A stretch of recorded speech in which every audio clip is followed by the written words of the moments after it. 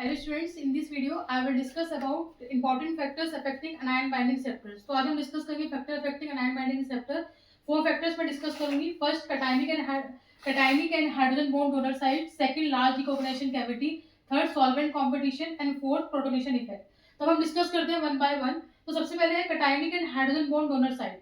Means क्या है कि जो रिसेप्टर है वो हमारे पास क्या होना चाहिए, पॉजिटिवली चार्ज होना चाहिए, जो कि कटायनिक साइट प्रोवाइड करे, क्योंकि पॉजिटिवली चार्ज स्पीशीज क्या होते हैं, कटायन को ही बोलते हैं. और उसके पास क्या होनी चाहिए, रिसेप्टर के पास हाइड्रोजन बॉन्ड डोनर ग्रुप्स होने चाहिए. हाइड्रोजन बॉन्ड डोनर साइट्स होनी चाहिए, मतलब हाइड्रोजन बॉन्ड डोनर ग्रुप्स होने चाहिए लाइक NH या फिर OH.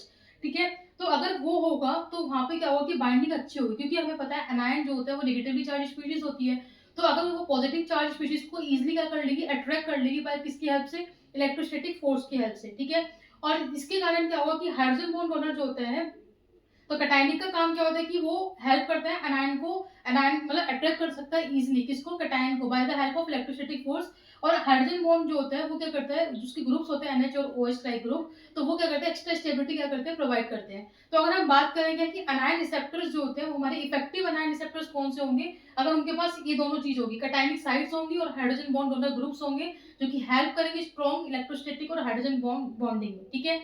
सेकंड हमारा आता है, तो फर्स्ट हमारा क्लियर हो गया. सेकंड आता है लार्ज रिकॉग्निशन कैविटी. मींस क्या है कि अनायन जो होता है उसका लार्जर साइज होता है, तो वहां पर जो रिसेप्टर्स है उनके पास भी लार्जर क्या होनी चाहिए, कैविटी प्रेजेंट होनी चाहिए. एग्जांपल अगर हम इसमें देखें तो आप इसका एग्जांपल नोट कर सकते हो. इसमें एग्जांपल आता है स्टूडेंट्स, एक्सपेंडेड प्रोटोनेटेड प्रोफाइरिंस, ये इसका एग्जांपल है.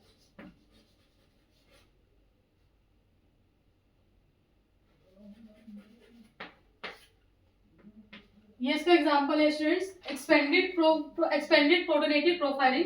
ये एग्जांपल है किसका, लार्ज रिकॉग्निशन कैविटी का. तो हमारे पास एनायन का साइज बड़ा है, तो जो कैविटी है वो भी क्या होनी चाहिए, रिसेप्टर की लार्ज होनी चाहिए. ये इसका एग्जांपल है. थर्ड आता है सॉल्वेंट कंपटीशन. तो हमें पता है कि जो अनायंस होते हैं, अनायन मतलब सॉल्वेंट के लाइक वाटर मॉलिक्यूल, वो क्या होता है, स्ट्रांगली सराउंडेड होता है किसके, अनायन के. तो वहां पर क्या होगा, सॉल्वेशन होगा. बट सेकंड पॉइंट हमारा ये आता है कि जो सेकंड पॉइंट ये आता है स्टूडेंट्स कि रिसेप्टर जो होता है वो कॉम्पीट करता है, मतलब कि क्या करेगा, उसको कॉम्पिटिशन क्रिएट होगा किसके साथ, सॉल्वेंट के साथ. क्योंकि हमें पता है कि जो अनायंस होती है उनके पास हाई हाइड्रेशन एनर्जी होती है एज कम्पेयर टू कटायन. तो अगर हम बात करेंगे कि अगर जितना ज्यादा स्ट्रॉन्ग सॉल्वेशन एनर्जी होगी, अगर हायर सॉल्वेशन एनर्जी होगी, तो अनायन बाइंडिंग करना उतना ही क्या होगा, डिफिकल्ट होगा, वो इतना इजिली कोऑर्डिनेट नहीं कर पाएगा. ठीक है. तो हमारी सॉल्वेशन एनर्जी जो होती है वो कम होनी चाहिए अगर हमें अनायन बाइंडिंग अच्छी करनी है. तो ये हमारा हो गया solvent competition, third factor discuss. Last आता है प्रोटोनेशन इफेक्ट. इसमें क्या होता है स्टूडेंट, प्रोटोनेशन इफेक्ट में कि प्रोटोन, मतलब कि अनायन के पास एक एबिलिटी होती है प्रोटोन को एक्सेप्ट करने की, मतलब कि वो एच पॉजिटिव गेन कर लेगा, जिसके कारण क्या होता है कि ये रिड्यूस करते हैं क्या, चार्ज को, चार्ज रिड्यूस हो जाएगा अनायन पे से, और ये बाइंडिंग को क्या करता है, डिक्रीज करता है. तो वहां पर क्या होगा, अगर बाइंडिंग डिक्रीज होगी तो जो अनायन बाइंडिंग होगी वो क्या होगी, हमारी वीक हो जाएगी. तो प्रोटोनेशन क्या कर रहा है, चार्ज को डिक्रीज कर रहा है, जैसे वो एच पॉजिटिव को गेन करेगा तो वहां पर जो नेगेटिव चार्ज है वो रिड्यूस हो जाएगा, वहां पर बाइंडिंग हमारी क्या होगी, डिक्रीज. तो इन ओवरऑल इन फैक्टर्स का एक कंक्लूजन निकलता है कि एनायन बाइंडिंग डिफिकल्ट कब होती है, अगर हमारे पास क्या होगा, स्टूडेंट्स, बिग साइज होगा. अगर बिग साइज होगा, लो चार्ज होगा, लो चार्ज से क्या होगा, वहां पर बाइंडिंग हमारी डिक्रीज हो जाएगी. और अगर वहां पर हाई सॉल्वेशन होगी,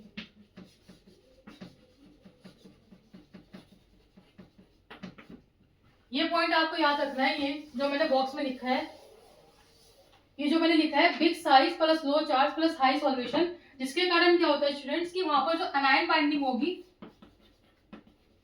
अनायन की जो बाइंडिंग होगी वो क्या होगी, डिफिकल्ट. ये आप नोट डाउन कर ले अपनी नोटबुक में.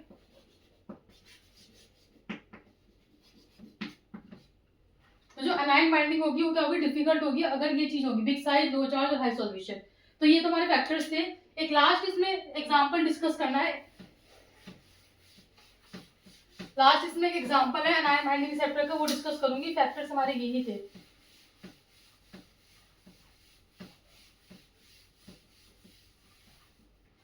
देखो लास्ट एग्जांपल हम डिस्कस करेंगे किसका, example of anion binding receptor.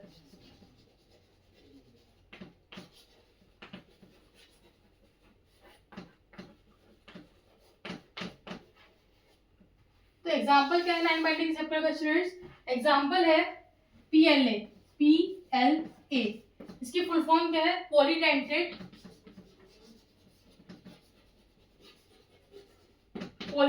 Lewis acid.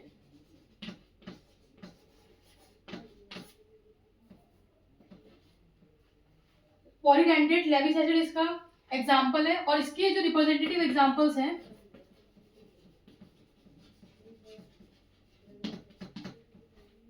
Representative जो एग्जाम्पल है,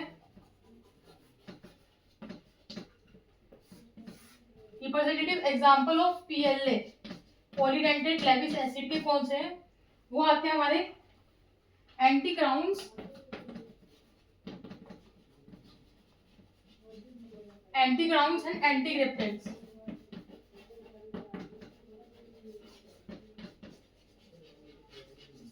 ये आप नोट डाउन कर लो। तो जो मेन एग्जांपल है अनायन बाइंडिंग रिसेप्टर का वो क्या है? PLA polydentate Lewis acid. और जो रिप्रेजेंटेटिव एग्जांपल है PLA का वो क्या है? एंटी क्राउन्स एंड एंटी क्रिप्टेंट्स, जो कि किसकी तरह एक्ट करते हैं? अनायन रिसेप्टर की तरह। ये किसकी तरह एक्ट करते हैं? अनायन रिसेप्टर। तो स्टूडेंट्स, अनायन के पास क्या होता है? नेगेटिवली चार्ज स्पीशीज होती है। तो अनायन एक तरह से एक्ट कर सकता है कि लेविस बेस की तरह। तो हम जो रिसेप्टर्स हैं हम उसको यूज कर सकते हैं लेविस एसिड की तरह, हम उसको यूज कर सकते हैं फॉर बेटर बाइंडिंग के लिए। अनायन बाइंडिंग की बेटर मतलब अनायन बाइंडिंग के लिए बेटर, जिससे अच्छी वाली अनायन बाइंडिंग हो। उसका रीजन क्या है कि वो कब हो पाएगी? अगर हमारे पास अनायन जो है वो तो नेगेटिवली चार्ज स्पीशीज है, तो वो लेविस बेस की तरह एक्ट कर सकता है। और जो हमारे पास रिसेप्टर है अगर उसे हम यूज करें किसकी तरह? लेविस एसिड की तरह, तो वो हमारा क्या होगा कि वहां पर जो बाइंडिंग होगी अनायन बाइंडिंग वो स्ट्रॉन्ग होगी, अच्छी होगी। ठीक है, तो ये हमारा क्या था? एग्जांपल थे किसके? अनायन बाइंडिंग रिसेप्टर के। PLA एग्जांपल है, इसका रिप्रेजेंटेटिव एग्जांपल है एंटी क्राउन और एंटी क्रिप्टेंट्स। और इसी ये किसकी तरह एक्ट करते थे? Anion receptor. ठीक है, तो this is all about anion binding receptors for factors affecting. Next video में हम डिस्कस करेंगे supramolecular devices. Thank you so much, bye bye.